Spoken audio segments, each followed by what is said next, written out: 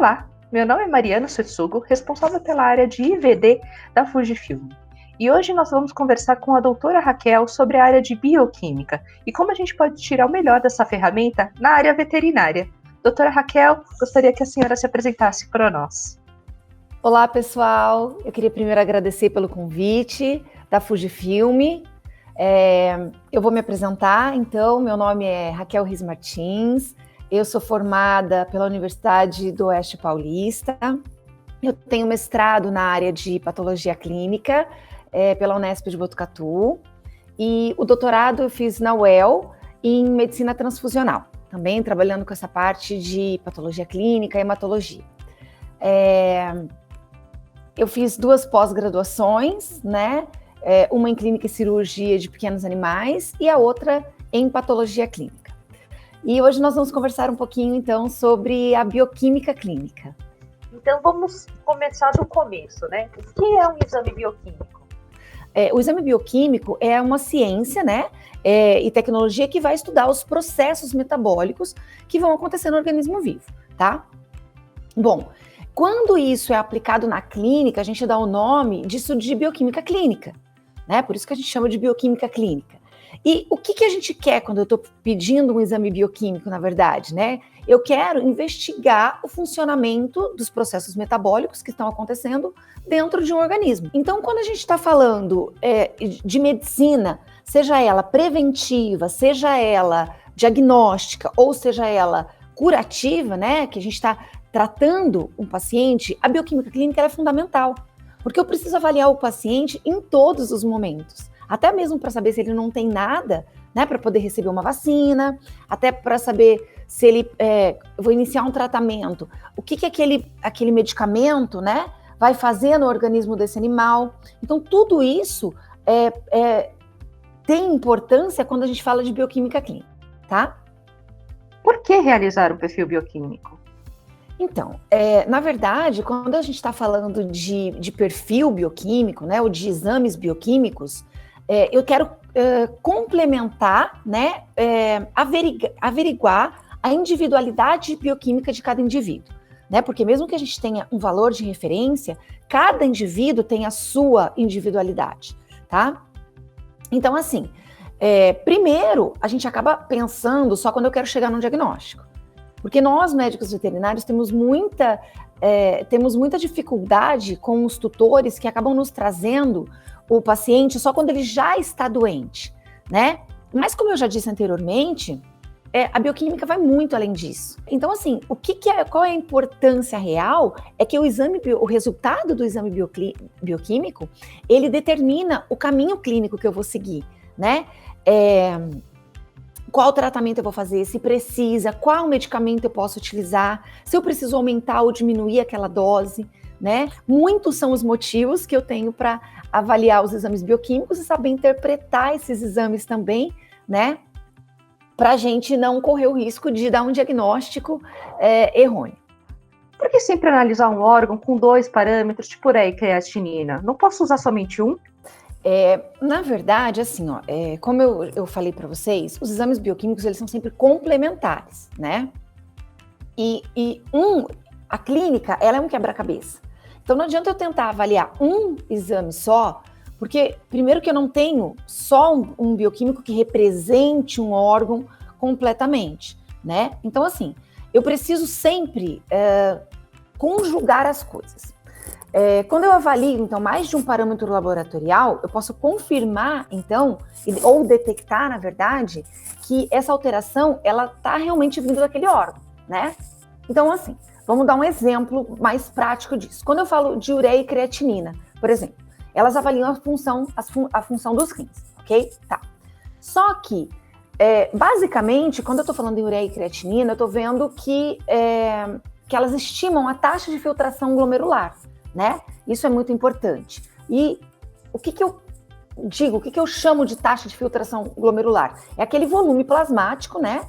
De uma substância que pode ser completamente filtrada pelos rins, em uma unidade de tempo. Bom, sabendo disso, a taxa de filtração glomerular é uma das ferramentas super importantes na análise da função renal, certo? Só que Então ela está me indicando, na verdade, né, o número de néfrons que estão funcionais. Tá. Só que eu tenho que entender que tanto a ureia quanto a creatinina, elas têm suas particularidades. Porque se eu tiver, por exemplo, um animal que tem uma dificuldade, né, uma doença renal crônica, onde ele já não consegue ter uma taxa de filtração glomerular adequada, esse animal, se ele tem um problema hepático também, produz muito pouquinho, só que também não sai. Então, o que vai acontecer? Parece que essa ureia está em nível normal, entende? Eu sempre brinco com os meus alunos que você olhar para um resultado de exame laboratorial e ver que está dentro do valor de referência não significa exatamente que aquele animal não tenha nada. Porque tem muitas pegadinhas aí que podem acabar nos enganando. Por isso que a gente tem que entender muito bem, né, da bioquímica por conta disso. Então, aí eu uso a creatinina. Aí muita gente vai falar, não, mas por isso eu nem uso ureia, eu vou lá e peço só creatinina. A creatinina, ela é um produto final da creatina, que é um metabólito, né, na verdade, da transformação que acontece lá do tecido muscular. Então, na verdade, se eu tiver um animal que tem uma massa muscular muito pobre, e isso acontece muito nos idosos, esses animaizinhos de pequeno porte, eles têm pouca massa muscular. Então é a mesma coisa. O rim tá jogando fora, não está conseguindo jogar fora, mas também o que está vindo é muito pouco, a produção é muito pequena. Então dá a impressão que aquilo ali não está alterado, entende? Por isso é que uma sempre depende da outra. Não adianta eu querer avaliar um órgão inteiro, né? Ou muitas vezes a gente dá o diagnóstico, eu recebo muito isso dos meus alunos, eu recebo lá, professora, me ajuda aqui com esses exames, o animal me fala lá todos os sinais clínicos, e aí me mostra, eu tenho todos os exames, não deu nada alterado. Aí a pessoa tem todos os exames, ela tem um hemograma, uma creatinina e um ALT. Então ele garante para mim com isso que ele viu todos os órgãos, né? E não é assim, exatamente. Então por isso que a gente tem que sempre entender a importância, saber o que cada um avalia, quando é enzima, quando não é enzima, né? No caso que a gente está falando de metabólitos, não está falando de enzimas, né? Dando exemplo da ureia e creatinina. Mas a gente precisa entender, então, a importância de pedir sempre eles juntos. E lembrar também que a ureia e creatinina, embora eles sejam muito fiéis em relação à taxa de filtração glomerular, eles são avaliadores tardios, tá? Eles só vão se alterar quando o problema realmente é renal, quando eu tiver pelo menos 75% dos néfrons perdidos, tá? Por isso nós temos outras provas hoje em dia que podem ser utilizadas e que são muito mais precoces. Doutora, o quanto a coleta é importante para ter os resultados? Bom, é o seguinte, quando eu penso, né, que a finalidade dos testes laboratoriais é auxiliar o raciocínio do médico veterinário, né, a chegar a um diagnóstico, isso, claro, quando ele já tem uma história clínica, né, e já fez um bom exame físico. Então, eu preciso que esse exame seja extremamente correto, tá? Para eu poder confiar num resultado laboratorial, eu tenho muitos fatores envolvidos, que são desde o momento da coleta. Então, o que a gente chama de fatores pré-analíticos aí, né? E os pós-analíticos também, eles são muito importantes, que é, como eu disse, a interpretação dos resultados. O exemplo que a gente deu na pergunta anterior sobre justamente isso, se eu não souber, né, de onde, por exemplo, a ureia vem e que eu posso ter uma alteração ou uma falta de alteração tendo um problema renal, mas quando o problema é hepático, né, um animal que tem uma cirrose, por exemplo, associada, eu acabo não conseguindo ligar uma coisa com outra e chego a um diagnóstico errado ou uma falta de diagnóstico, tá? Quando a gente consulta a literatura científica, a fase pré-analítica, ela é exatamente assim, ó, define assim, é tudo o que acontece antes, né, e ainda a literatura nos traz que ela é onde acontece a maior parte dos equívocos, né? Que podem gerar resultados que não são consistentes com o quadro clínico do paciente, tá bom? Olha só, gente, quando a gente está falando, até mesmo na medicina humana, tá? A gente sabe que os fatores pré-analíticos, eles são muito importantes. Então, assim, o que eu posso dar de exemplo para vocês? O animal precisa de jejum para fazer um determinado exame e não fez o jejum adequado, tá? Tem alguns medicamentos que interferem, que vão interferir. Por exemplo, um animal que está usando corticoide, ele vai ter uma alteração na fosfatase alcalina bem acentuada. Como é que eu faço? Então, eu não faço fosfatase alcalina? Isso depende muito do que o clínico, né, vai achar necessário. Mas ele tem que entender que e às vezes eu recebo resultados muito alterados, e aí só que ninguém me disse nada. E aí eu vou perguntando, aquilo não é compatível com nada, né? E aí eu pergunto, esse animal usou corticoide? Ou esse animal usa anticonvulsivante? Ah, usa. Então, às vezes, a gente ficou batendo a cabeça ali um tempão, achando que podia ser um problema, e, na verdade, era por conta desse fator pré-analítico, tá? Outra coisa que acontece muito na medicina veterinária é a falta de preenchimento correto da requisição. Muitas vezes, nos laboratórios, nós acabamos recebendo só um tubo com o nome Julie Poodle. Gente, quantas Poodles Julie nós temos por aí? Entende? Então, assim, tanto a identificação da amostra, né, ela é super importante, colocar um número de RG, colocar de onde ela está vindo, enfim, mais características, porque os nomes, né, eles podem se confundir muito, até mesmo preencher tudo, como eu disse, está usando medicamento, o momento em que foi feita essa coleta é super importante, às vezes aquilo está desde ontem à noite na geladeira, né, e aí vai ter uma hemólise, enfim, várias coisas que podem estar acontecendo, se o animal se alimentou antes ou não, né, se ele está em jejum. Outra coisa importante que interfere demais é a atividade física do animal antes da coleta. Principalmente quando a gente fala em felinos, a glicose, a glicemia do animal, ela pode dar muito alterada. A literatura nos traz em torno até de 630 miligramas por decilitro, tá, de glicemia, por conta de um gato que ficou muito agitado durante a coleta. Olha só como isso é sensitivo. E aí eu já vi muita gente também condenando esse animal, né, como diabético, sem ter nada disso, tá? Eu, na minha prática, eu já vi chegar até 520, né? Mas a literatura traz que a gente pode ter alterações até 630 miligramas, enquanto que do gato, o normal é até 70, 80, aí, no máximo, tá? Então, são muitos fatores que podem influenciar e a gente precisa anotar tudo na requisição para que o laboratório consiga adequar o exame e até mesmo para que a gente, na hora de interpretar esses exames, a gente saiba o que estava acontecendo com aquele animal naquele momento para saber se esse fator pré-analítico é que está causando alguma alteração ali no meu exame ou não. Doutora, qual é o melhor método de coleta? Bom, eu sempre costumo dizer que o melhor método de coleta é aquele que a gente consegue coletar, tá?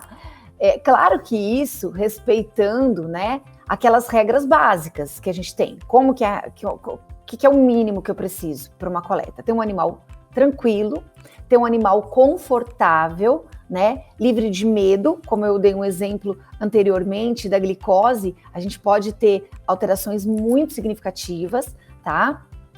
Que o animal não fique agitado, porque ele pode se machucar, que ele não tem, se ele tiver com medo, né, se sentir acuado, ele pode também nos machucar, isso também é muito importante, tá? Agora, claro que como a gente está falando de exames bioquímicos, a gente costuma precisar de um volume um pouco maior de sangue, né? Então, nesses casos, o ideal é que eu escolha o vaso onde eu sei que eu vou ter, né, de forma garantida, que eu vou ter aquela quantidade de sangue necessária. Então, sempre cuidar justamente disso, da escolha do tubo, da escolha da agulha, da escolha da seringa, porque eu também não posso pegar seringas muito grandes para fazer muita pressão, porque aquele vaso vai colabar, né?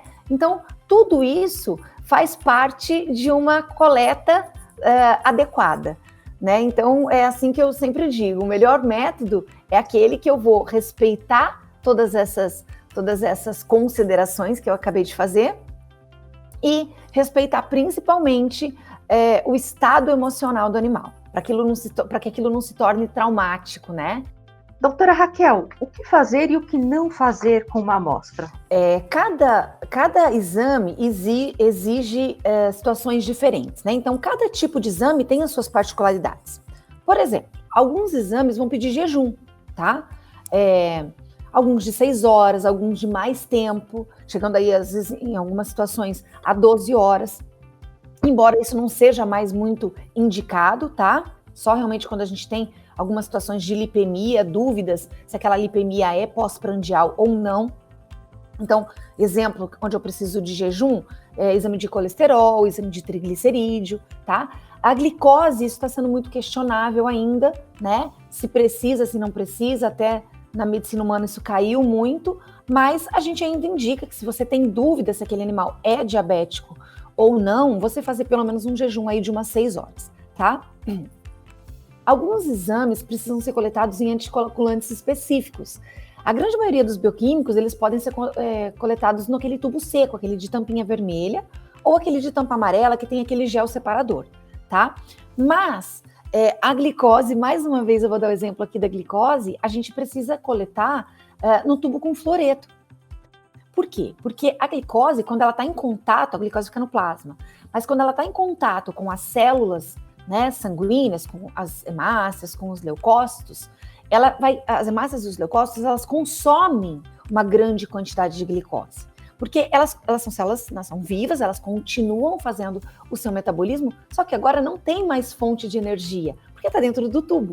Então, vai haver um consumo muito rápido dessa glicose, tá?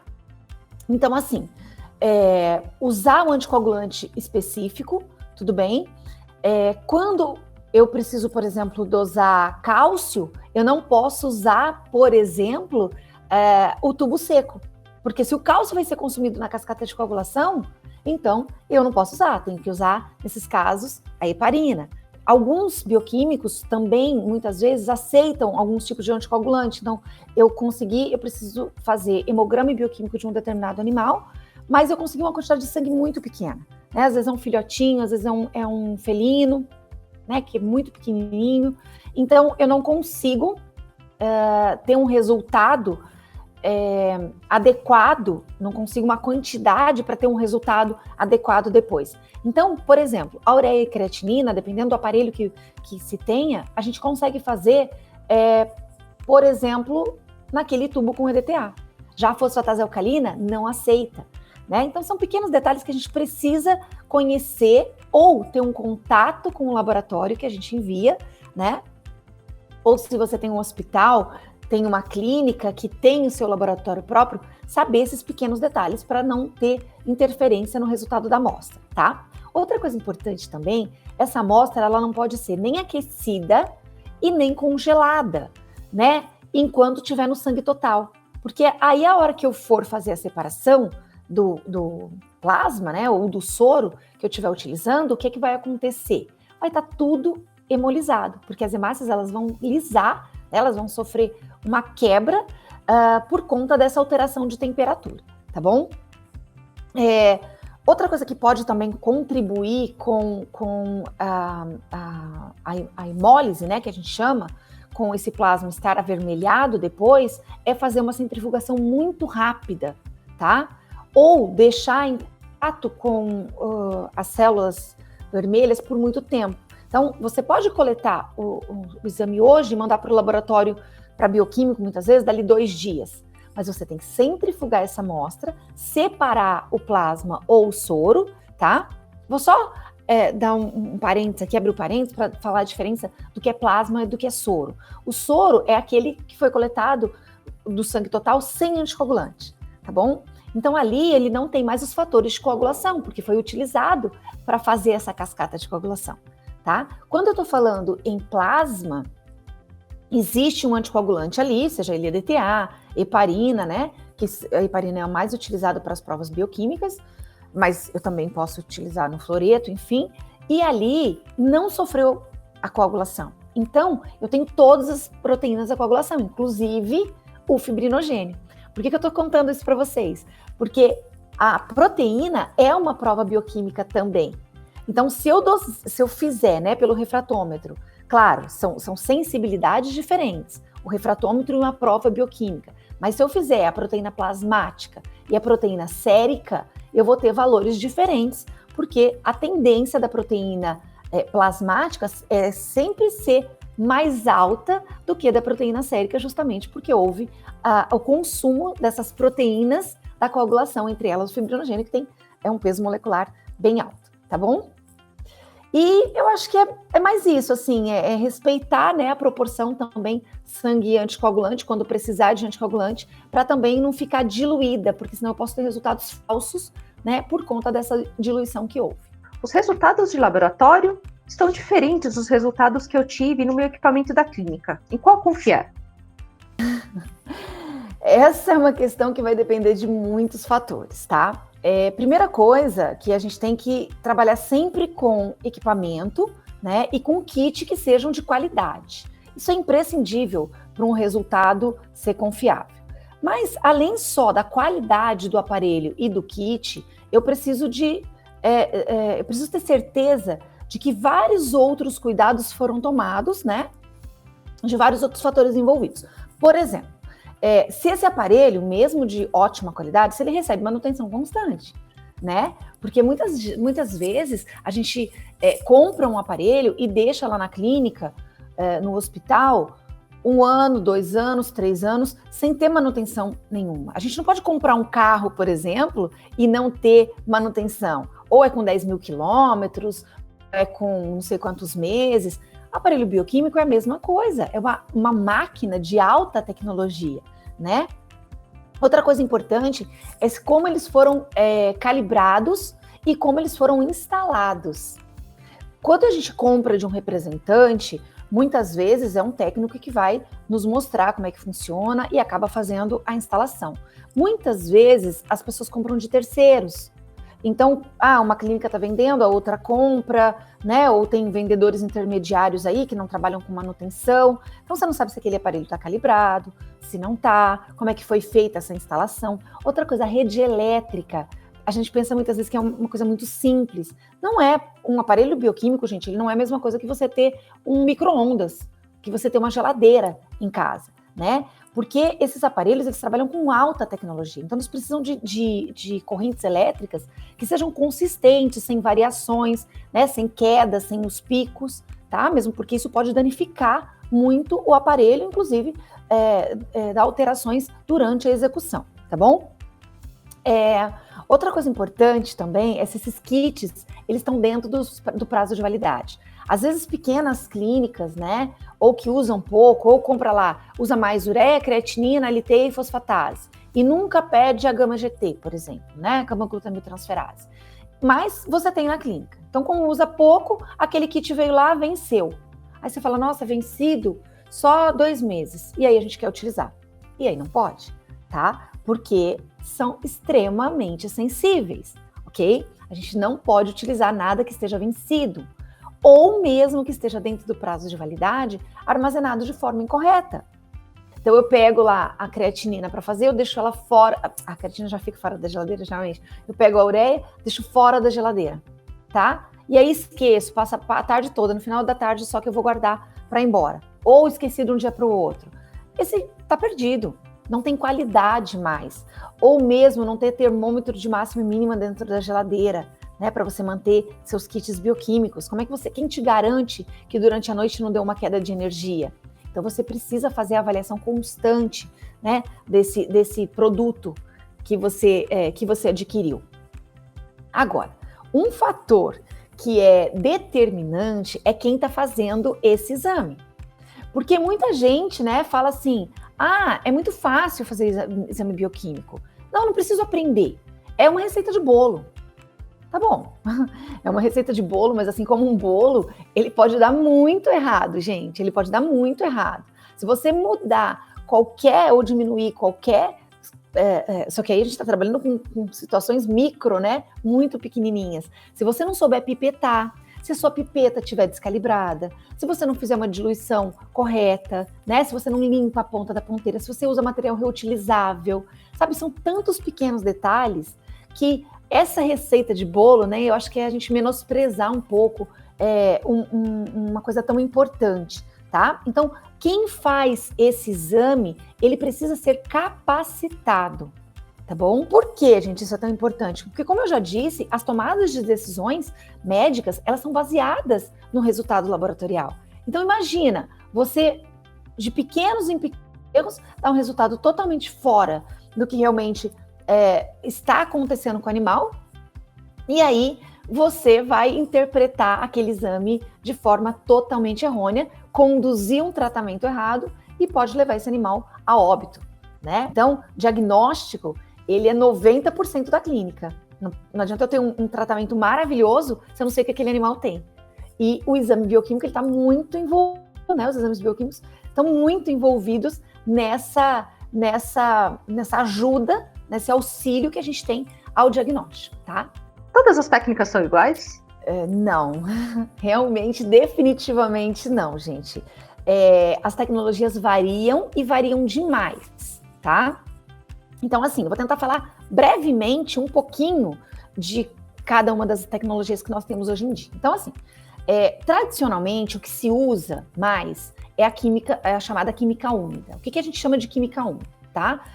São aparelhos, eles têm esses nomes, né? Essa química tem esse nome, porque os aparelhos, eles utilizam reagentes químicos que são líquidos ainda, tá? Então, usa água no processo de execução dos exames. Então, eles vêm líquidos e muitas vezes você precisa de água ainda para diluir ou para produzir, né, os subprodutos desse exame, tá? Temos várias formas de leitura aí para esses tipos de aparelhos, né? Temos absorbância, fotometria, turbidometria, enfim. São todos métodos que a gente chama de colorimétricos, tá? Temos também métodos que são chamados de cinéticos, enfim, temos outras situações. Mas o que importa para a gente é a primeira coisa.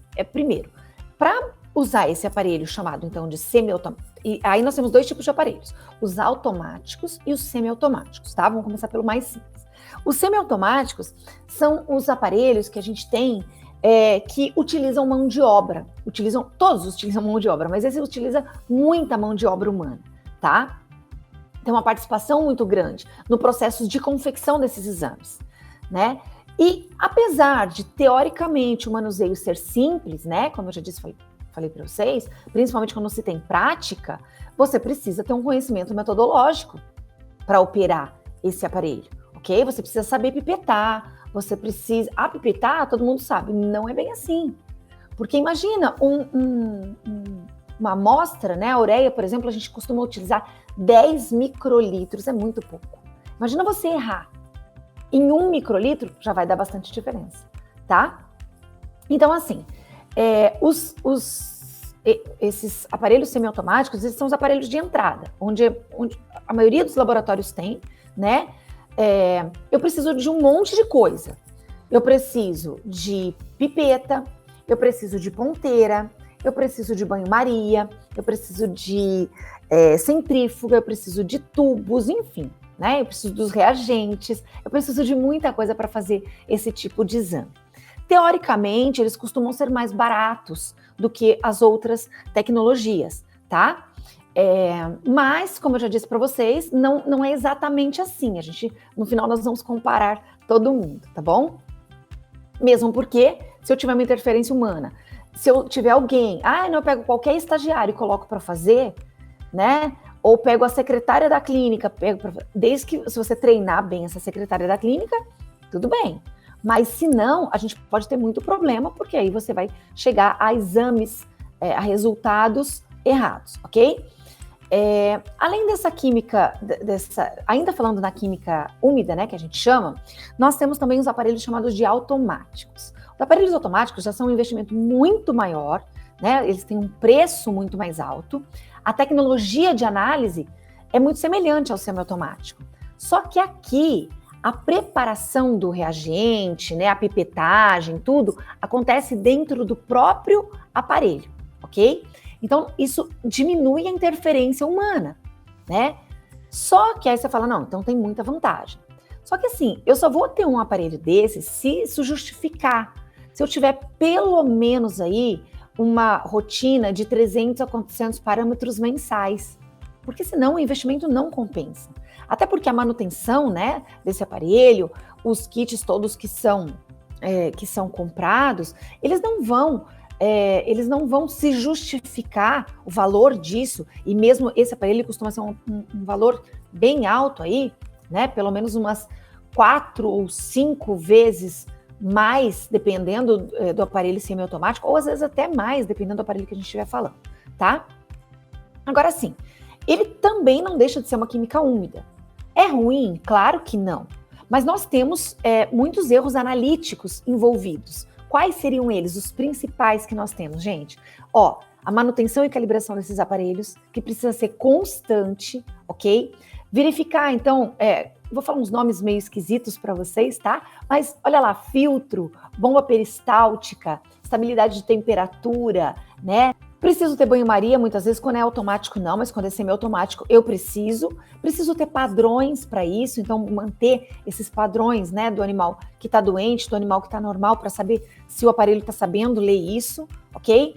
Ter pipetas calibradas para tudo isso. Então, assim, eu vejo que é muita coisa envolvida. Outra coisa importante que está envolvida é a água que está sendo utilizada, né? Já que ele é uma química úmida, eu preciso de uma água de qualidade.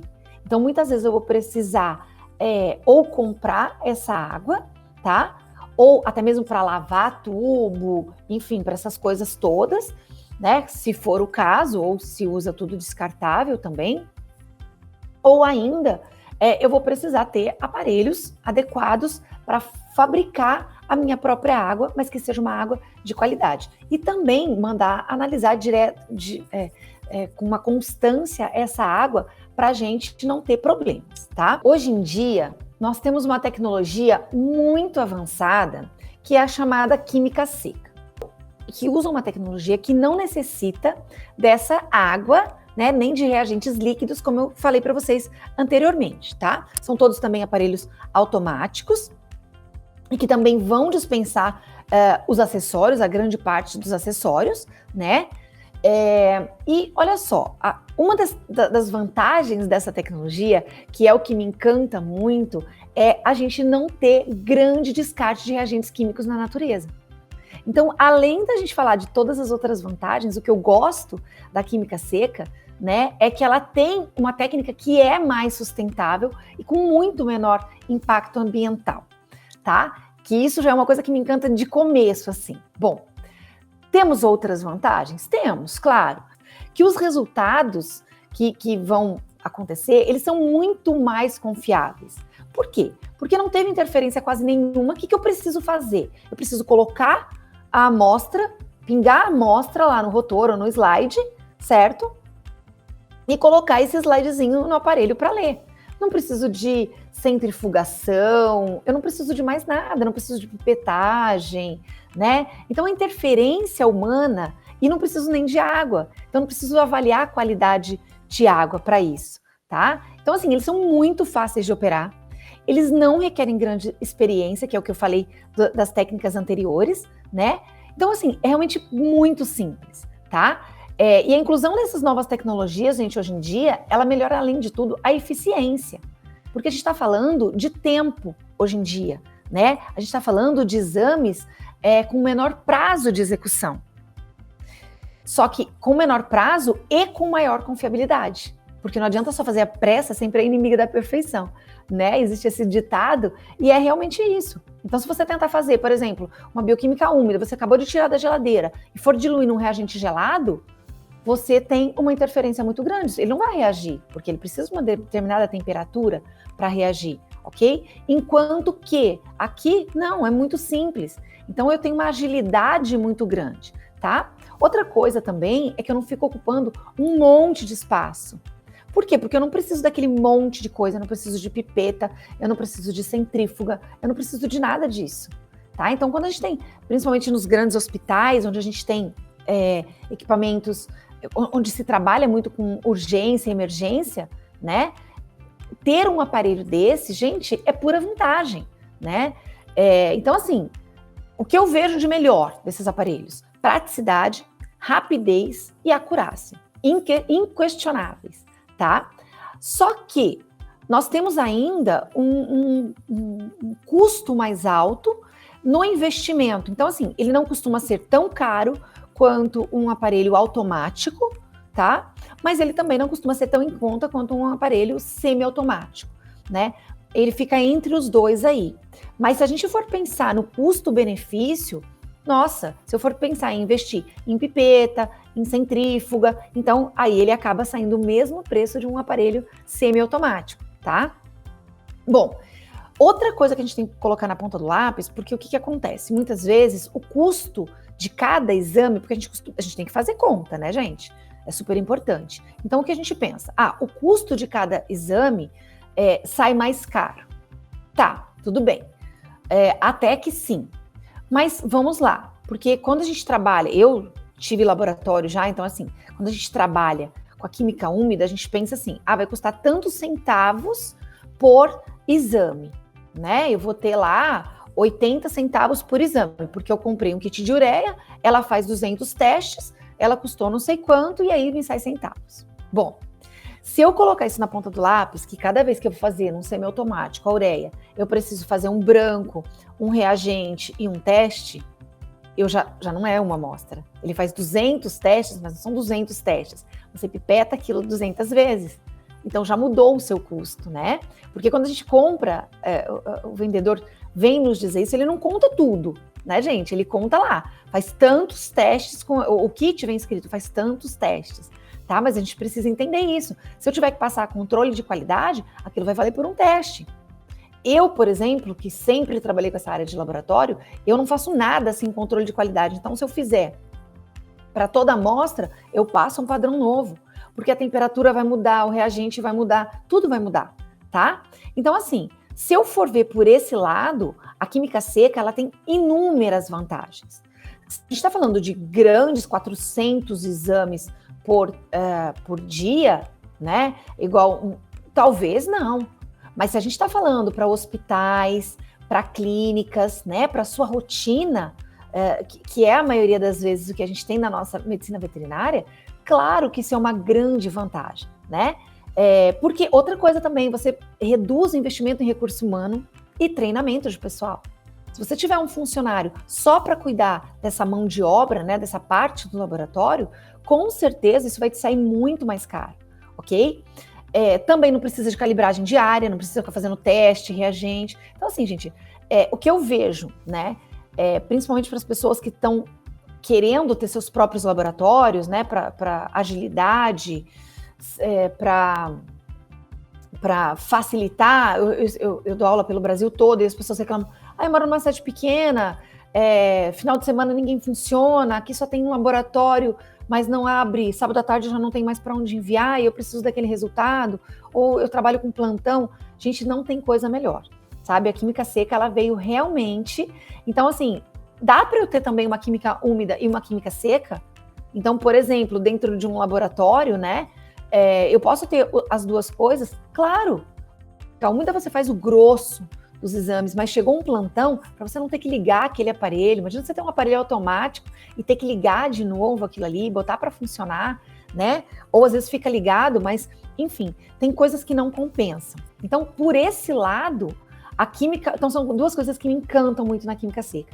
Uma delas é essa, né? A minimizar os erros, que isso vai refletir na qualidade para os nossos pacientes, e também essa coisa de sustentabilidade. Isso realmente é o que desde o começo me encantou. Fica aqui meu recado, o que eu acho que eu quis passar para vocês um pouquinho é que independente da tecnologia escolhida, né, o método que a gente vai escolher para fazer, que a gente entenda o que a gente está fazendo, e que o resultado final é sempre um diagnóstico correto para salvar a vida do nosso paciente. Obrigada por prestar o seu tempo aqui para a gente, para apresentar toda essa informação muito legal.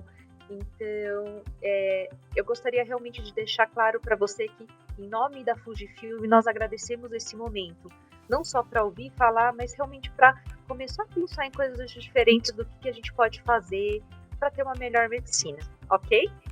Sim, muito obrigada. Muito obrigada pelo convite, foi um prazer estar aqui com vocês, gente. Até a próxima. Até a próxima.